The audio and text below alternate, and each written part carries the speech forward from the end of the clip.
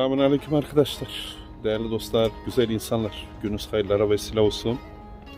Nasılsınız? İyisiniz inşallah.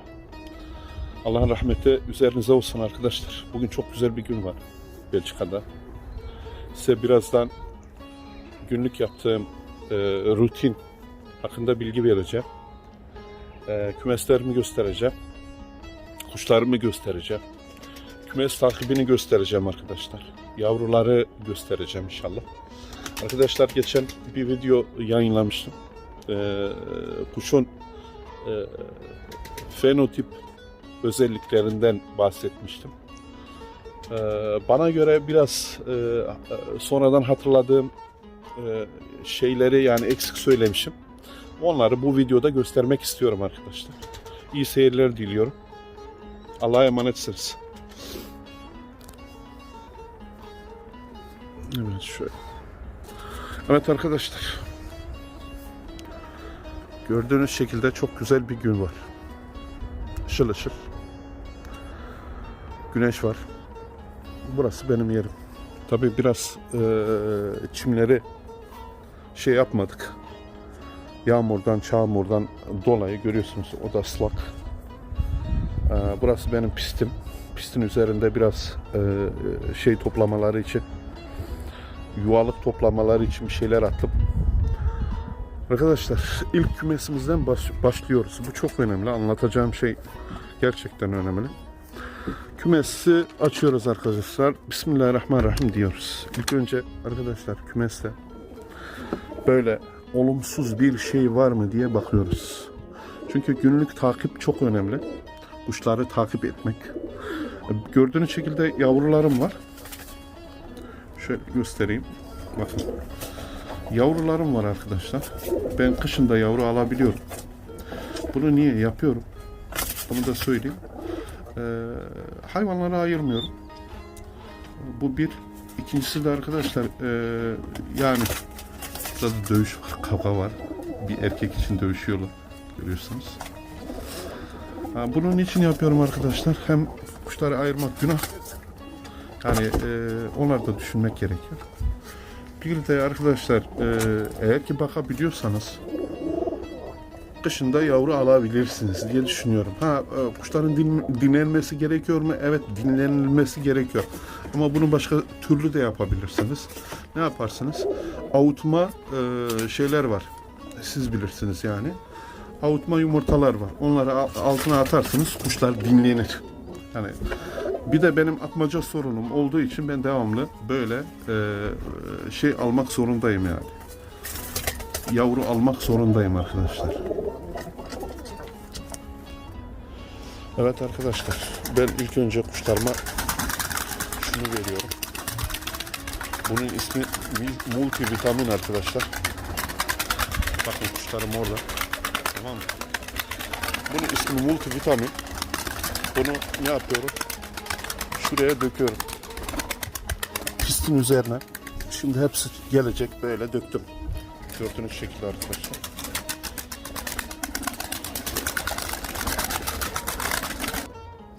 Evet.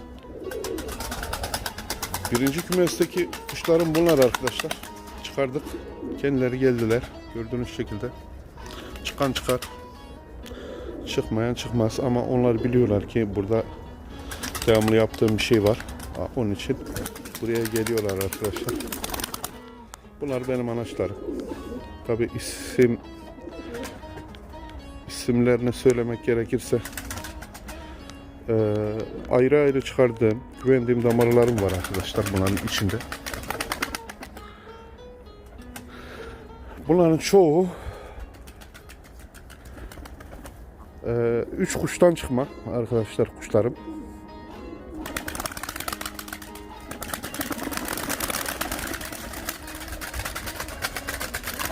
Böyle gösterelim. Bunu çok seviyorlar arkadaşlar. Bunu vermenizi tavsiye ederim arkadaşlar. Şöyle de göstereyim güzel kuşları. Yani hepsi güzel de bana göre. Tabii kargaya yavrusu güzel görünürmüş. Benimki de o misal. Şöyle bir göstereyim kuşlarımı. Bunlar benim anaçlarım.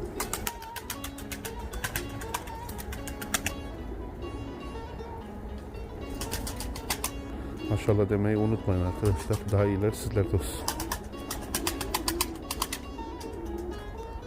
Böyle gösterelim. Şurada da bir tane beyaz tepelimiz var.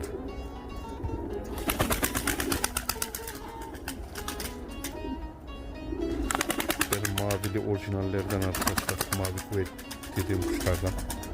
Gözlerden beyaz. Evet. Şunları ben dışarı çıkartayım. Size yuvaları göstereyim arkadaşlar. Arkadaşlar yuvamız gördüğünüz şekilde suluğumuz var. 5 litre. Bunu zaten 3 günde bitiriyorlar. Kuş fazla olduğu için. Gördüğünüz şekilde arkadaşlar yemlikleri devamlı böyle yem dolu. Niye? Onu da size açıklayacağım. Yavrular için. Fare girmiyor şu an. Ben temizlik yapmadım. Niye? Çünkü altı daha dolmamış. Bir de havalandırması güzel. Yazın yapacağım inşallah. Onun için bir 2-3 ay gitmesi gerekiyor diye düşünüyorum. Arkadaşlar burada bizim kemik kıran var arkadaşlar. Kendisi oynadı. Bir de yavrusu var. Şu kuş arkadaşlar görebilirsiniz. Bakın senin yavruna. Yavruna dur oğlum. Dur. Bir tane yavrusu var arkadaşlar. Yeni çıkartmış. Kemik kıran dediysem gerçekten kemik kırıyor yani. Hem yavruyken oynadı. Hem de yavruları oynuyor. Kendisi kustuktan sonra da oynadı. Şu anda böyle.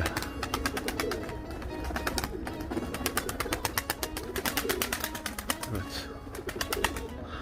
Arkadaşlar takla için atmadım. Kuşun kalitesini göstermek için attım. Bu yavru sanki hasta arkadaşlar. Bir bakın. Yok şey var. Evet. Görüyorsunuz arkadaşlar bakın. Bunu engellemek için ne yapacağız biliyor musunuz? Destek lazım bu kuşa. Bu yavruya. Yoksa ayak o şekilde çıkacak. Burada benim şeylerim var. Avutmalık plastik yumurtalarım var. Destek için, kuşa destek için yanına koyuyoruz arkadaşlar. Böyle yavruya. Yanına koyduk. Niye? Destek olması için arkadaşlar. Şimdi bazı arkadaşlar ne yapıyorlar? Böyle şeyi alıyorlar. Yani boş yumurtayı altından alıyorlar. Bu doğru değil. Bu yavru büyüyünceye kadar böyle destek olabilmesi için böyle kalması lazım yani. Anlatabiliyor muyum? Evet arkadaşlar. Burada da bir çift yavrumuz var.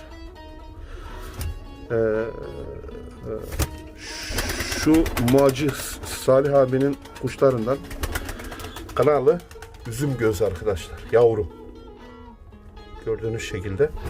Bu da benim mavi kuvvetlilerden beyaz attı. Onlar 11 kanat ve 14 kuyruk atıyorlar. Yani deminki uçurduğum da bu damarlardan. Şu baba da canım benim. Bir çift yavrusu var. Beyazların benim uçurduğum beyazın babası arkadaşlar. Orijinal. Uçurduğum beyazın babası. Bir çift yavrusu var şu an. Yavrularına bakabilir miyim? Mecbur böyle takip edeceksiniz arkadaşlar. Yavrunun hangisi sağlıklı, hangisi büyümüş, hangisi biraz yiyor. Mesela bu beyaz biraz zayıf kalmış. Arkadaşlar hani demin bir tane bu şimdi kaç nasıl görüyorsunuz değil mi? Bakınız bu bundan biraz zayıf. Bunu ne yapıyoruz? Bu beyaz rengi unutmamak şartıyla deminki kuşun yavrunun yanına bırakıyoruz. Böyle. Hem bakın aşağı yukarı aynı. Şunu alıyoruz tekrar. Bunlar birbirine sarılırlar, birbirlerine ısıtırlar, birbirlerine destek olurlar arkadaşlar. Bu şekilde. Ha diyeceksiniz ki biri biraz ufak. Hayır. Yarın ben yine takip edeceğim. Bu az yemişse, bu çok yemişse başka bir şey yapmayı öneriyorum sizlere. Onu yapacağız arkadaşlar. Şu an böyle güzel. Tekrar yumurtamızı aldık arkadaşlar. Boş yumurtamızı bir yere koyduk. Kuşlarımız dışarıda. Şu yavru da yuvasından düşmüş arkadaşlar. Bunu ne yapıyoruz? Yerine koyuyoruz. Unutmamak şartıyla. Evet arkadaşlar. Bir çift yavrumuz da var burada. Bunlar en güvendiğim damarlardan 22'lik kalibre. Evet, o damardan arkadaşlar. Şimdi size nasıl göstereyim? Böyle göstereceğim bakalım. Şimdi geçen ne dedim? Böyle kuşu elinize aldığınızda kuş kendisini, yavru kendisini sıkar. Yavrulukta bile yani oyunlu kuş belli eder. Anlatabiliyor muyum? Bir tanesini dumanlı atmış, diğerini de ballı atmış biraz. Bu da 2'de 1 aşağı iniyor artık. Yem istiyor. Burada da bir çift yavrumuz var arkadaşlar. Biri beyaz, biri miski. Evet, gelelim kuru fasulyenin nimetlerine arkadaşlar. Orijinal Araplardan bir çift yumurtası var. Ha, ben bunları inşallah uçurmaya çalışacağım. Sizlere de göstereceğim arkadaşlar. Ne yapıyoruz? Böyle açıyoruz. Bu yumurta sanki biraz şey ama bırakıyoruz arkadaşlar. Demin dediğim gibi çıkana kadar. Kendisi çıksın. Sallamaya gerek yok. Zaten içinde eğer şey varsa şunu da alalım. 2-3 dakikalığına biraz oradaki şeyden yesin. Bakın arkadaşlar. Kırpık olduğu halde. Evet. Şimdi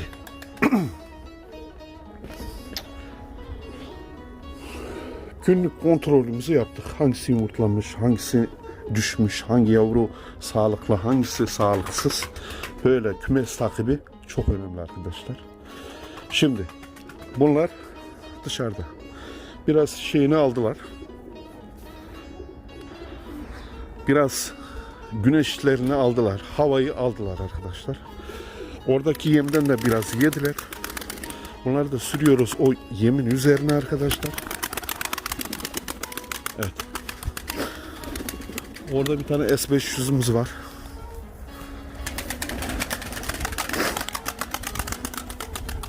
Arkadaşlar bunların içinde kendim isim taktığım kuşlarım var. Tabii 3 damardan çıktıkları için arkadaşlar ne yaptıklarını biliyorum. Onun için ben daha iyiler listelerde olsun diyorum. Bunların içinde mavi kuvvetlerim var. S500'ler var. Hüseyin Bolt'larım var, beyazlar. Mermi 46'lar var. 22'lik kalibrelerim var arkadaşlar. Kısa kaka dumanlı takalılardan var. Zaten onlardan gelme çoğu. Başka şöyle göstereyim.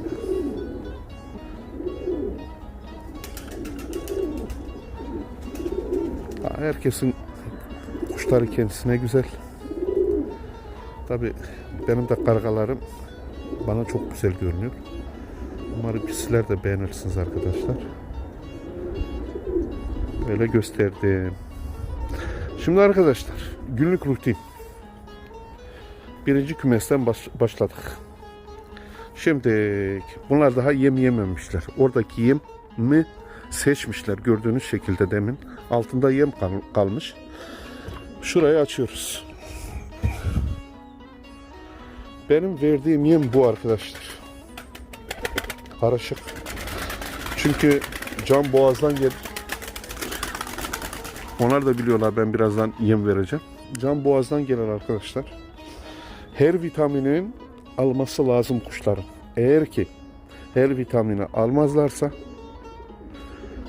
hastalıklara korumasız olurlar. Bunu ben demiyorum. Bizim veteriner diyor. Burada gördüğünüz arkadaşlar.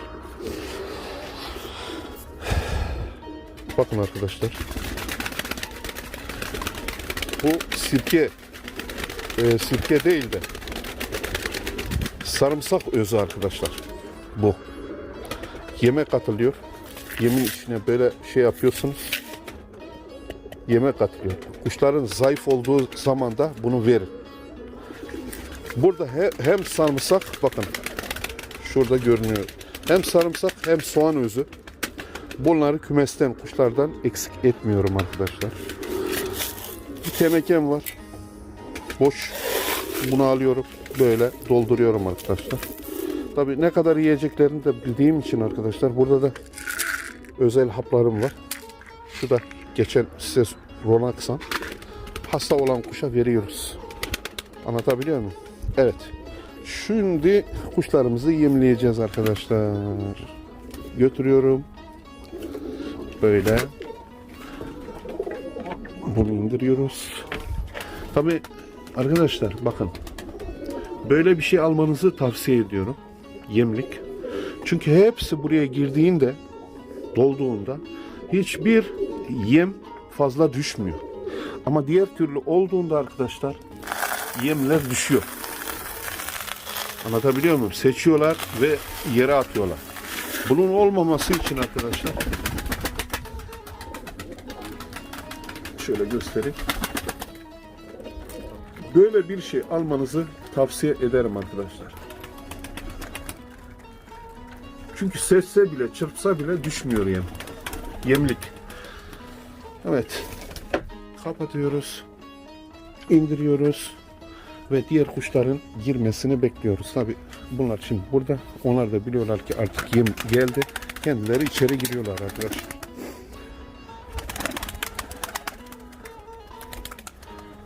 Evet. Gel. Gel oğlum. Hadi. Arkadaşlar bunun eşini de aldım. Yani aynı kardeşi. Şu an ben de bizim öksüze şey yapacağız. Oyunlu kuş. Bizim öksüze eşi yapacağız arkadaşlar. Şu beyaz da içeri girsin. Gördüğünüz şekilde arkadaşlar yemlerini yerler. Şu suyun içinde de arkadaşlar ne var biliyor musunuz? Sirke suyu var. Elma sirkesi. Her zaman verin. Yaz kış. Kuşların hasta olmaması için, buradaki mikrobun kırılması için vermenizi tavsiye ediyorum. Değerli dostlar, güzel insanlar. Şu orada gördüğünüz, hani demin biraz şey gösterdim ya, dışarı döktüm. Multi Power, içinde her türlü vitamin var. Taşları, işte deniz kabukları, yem, özel yem, biraz da yem var yani içinde. Bunu da vermeniz gerekiyor arkadaşlar. Eksik etmemeniz gerekiyor. Niye? Çünkü kuş yavruya kustuğu zaman bu yemi istiyor. Eğer bu yem olmazsa kuş kusmaz. Kussa da halsiz kalır. Düşer. Anlatabiliyor muyum? Taş olması şart arkadaşlar. Evet. Şimdi sularını da içiyorlar. Biraz sonra yavrularını bakın kemik kıran kendi demin 2 tane yavru attım ya altına. Zaten rengi belli değil. Ama rengi belli olursa kuş tanıyor ya yavrusunu. O zaman kabul etmeyebilir. Buna dikkat etmemiz gerekiyor. Onun rengi belli olmadığı için hemen kabul etti. Bakın arkadaşlar. Gitti yavrusuna kusuyor. Kemik kıranın babası. Bu da yani deminki gösterdim kuşun babası arkadaşlar. Şu çıkan da kardeş. Hem kendisi oynadı hem de yavruları oynuyor. Yavru da oynayacak inşallah arkadaşlar. Yem istiyor. O yakında yeme alıştıracağız bunu arkadaşlar. Evet. Bunlar yemlerini yiyorlar. Arkadaşlar burası tamam. Eşleşen var, çiftleşen var. Yem yiyenler var, yavruya kusanlar var. Şöyle yapıyoruz bunu. Kapatıyoruz arkadaşlar. Bitti. Evet, birinci kümes bu. İkinci kümese geçelim arkadaşlar. İkinci kümesimize bir bakalım. Bismillahirrahmanirrahim diyoruz. Bakın arkadaşlar ilk gördüğüm şey yemleri oluyor. Yemleri gördüğünüz şekilde bitirmişler bakın. Azıcık bir şeyler kalmış. Burada da arkadaşlar o kuşların soyları var. Yani o kuşlardan ürettiğim, kendime damızlık ayırdığım kuşlarım var. Çok sağlam kuşlar da burada var arkadaşlar. Gördüğünüz şekilde Arap tepeli, Bu yavru kendini yere atmış. Orada da bir yavrumuz var. Gördüğünüz şekilde arkadaşlar. Orada 2 tane yavrumuz var. Bunlar yumurtlamış. Şöyle gösteriyorum arkadaşlar. Evet. Ne yapıyoruz arkadaşlar? Bunları da dışarı çıkartacağız. Biraz hava alsınlar. Oraya yem döktüm. Biraz taş toplasınlar. Ondan sonra içeriye buraya yemi dökeceğiz, kapatacağız arkadaşlar. Biraz da kontrol edeceğim. Hem yavruları hem yumurtaları. Yani takip şart.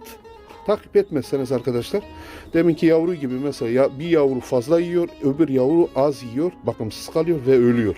Bunun olmaması için küçük bir yavrunun yanına koymanız şart. Şimdi pauzayı alalım. Evet, kuşlarımız kendisi çıkıyor arkadaşlar. Bak. Hem kanat çırpıyorlar, hem tozlarını atıyorlar, hem böyle hava alıyorlar. Hava da güneşli. Dışarıdaki o topraktan yiyorlar. Tabii çıkmaya cesareti olmayanlar da var arkadaşlar. Mesela o zaman ne yapıyoruz? Böyle içeri giriyoruz. Böyle yavaş yavaş. Böyle üstüne gittiğiniz zaman onlar kendilerini dışarı atacaklar. Bak. Gördüğünüz şekilde. S500'ün anası arkadaşlar. Şu miski. Oyunlu. Bakın oyunlu kuş kalkmaz. Yürür. Şeylerini böyle çırpar. Çünkü evet. O da gitti. Buradaki şeyler. Şu kuş 10 yaşında arkadaşlar. Orijinal Sivas kuşu. Gözler siyah, sarı. Şu size göstereyim. 10 yaşında daha halen oynuyor arkadaşlar.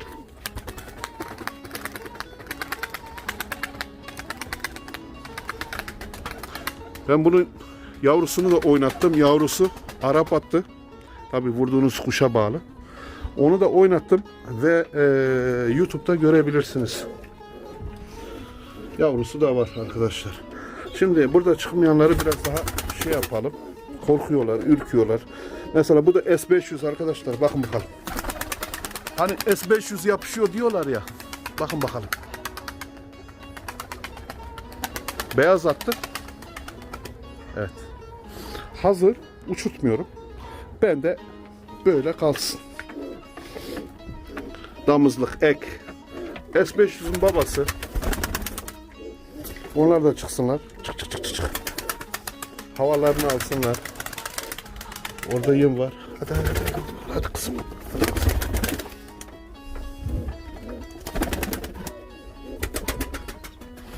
Çık annem. Hadi. Çık çık çık çık çık. Sen de çık sen de. Bakalım. Evet arkadaşlar, hepsini çıkardıktan sonra böyle bakıyoruz.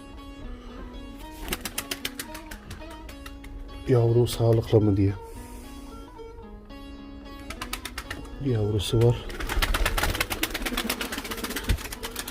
Evet, şurada da bir yavrumuz var. Yumurtalara bakıyoruz. Hangi yumurta var, hangisi yok. Şurada da bir yumurtamız var. Evet. Gördüğünüz üzere burada da bir erkeğimiz var. Gel oğlum. Çık dışarı. Hadi. Sen bir hava al, sonra gel hadi. Evet, o da çıktı. Şimdi burada bir çift yavrumuz var arkadaşlar. Orada bir çift yumurta var. Orada da bir çift yavrumuz var. Gördüğünüz şekilde. Sağlıklı. Şurada da bir çift yavrumuz var. Güzel görünüyor. Şimdi ne yapacağız arkadaşlar? Suyunu kontrol edeceğiz. Suyu var. Suda pislik varsa arkadaşlar bunu boşaltın. Şöyle boşaltabiliyoruz. Evet. Şimdi yemini koyalım arkadaşlar. Evet arkadaşlar, yemimizi döktük. Bakalım. Kuşlar biraz da şu dökülen yemi de yerler. Hepsi içeri girirler. Böyle bu şekilde.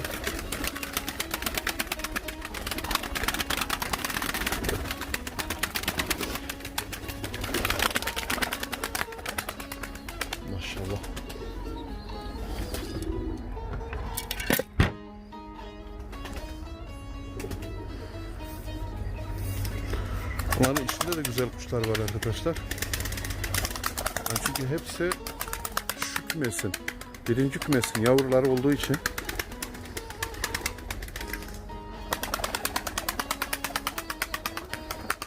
S500 arkadaşlar. Maşallah.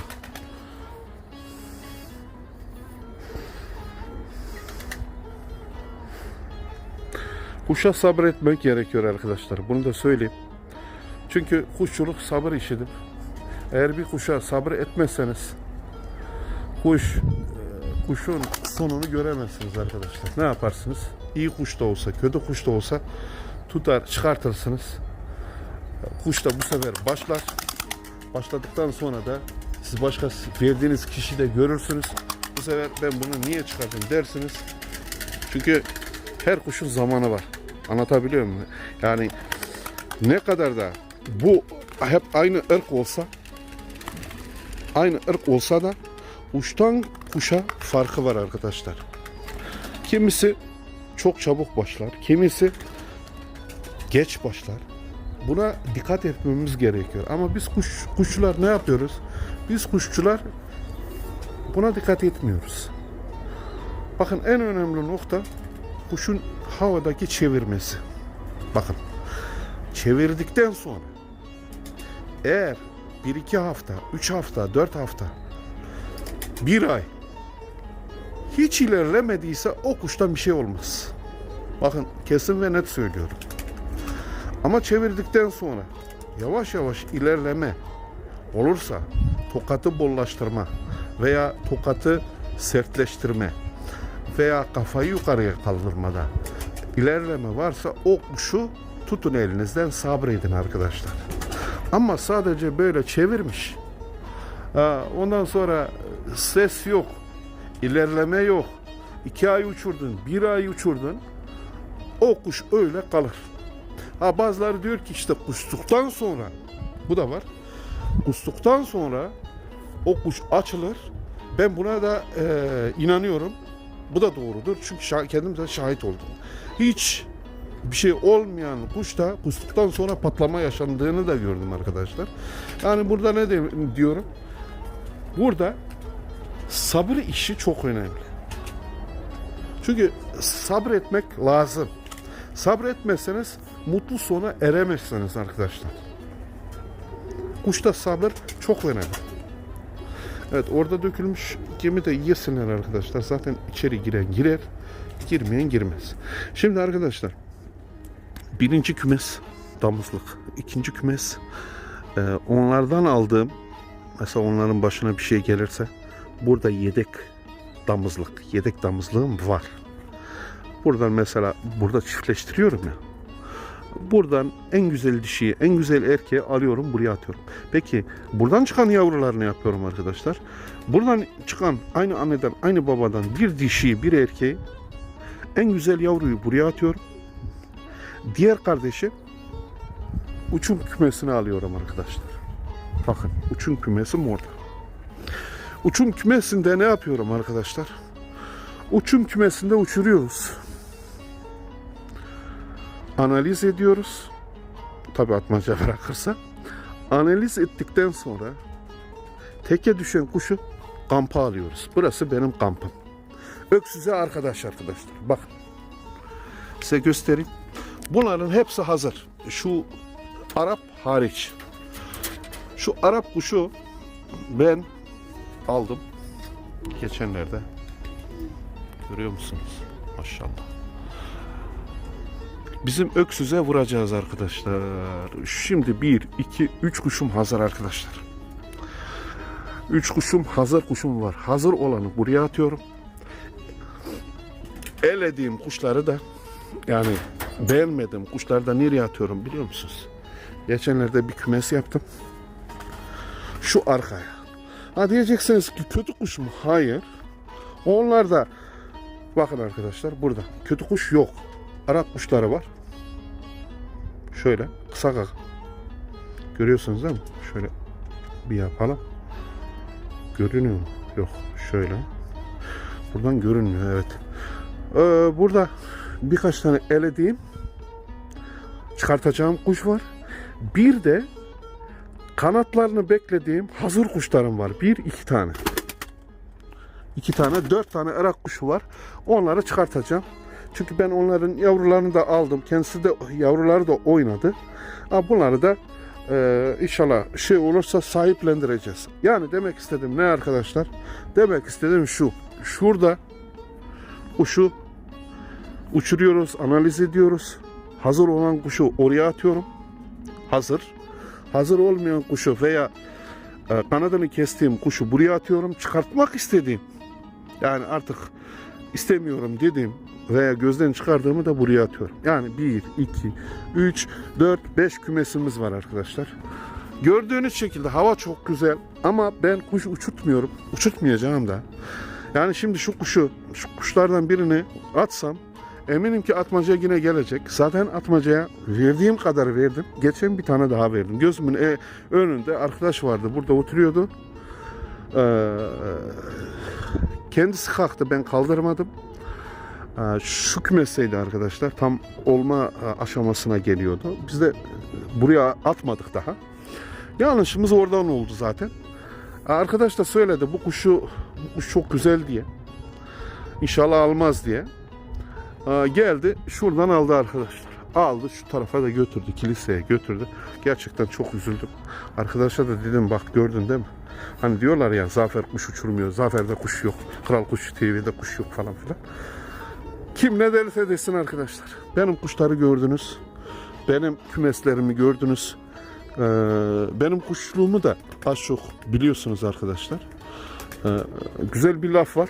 Herkes kendi kapısında ki kadar kuşçudur. Sen ne kadar kuşçuysan o kuşlar kapında vardır arkadaşlar. Senin kuş anlayışına kadar kuş vardır senin kapında. Anlatabiliyor muyum? İyi kuşu görmemişsen, sadece karga görmüşsen arkadaşlar,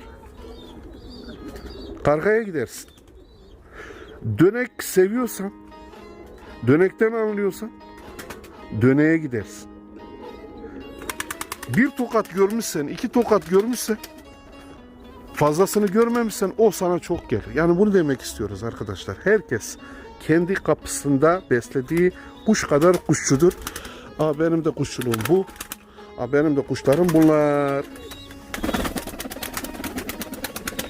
Oğlum gel içeri gir. Maşallah.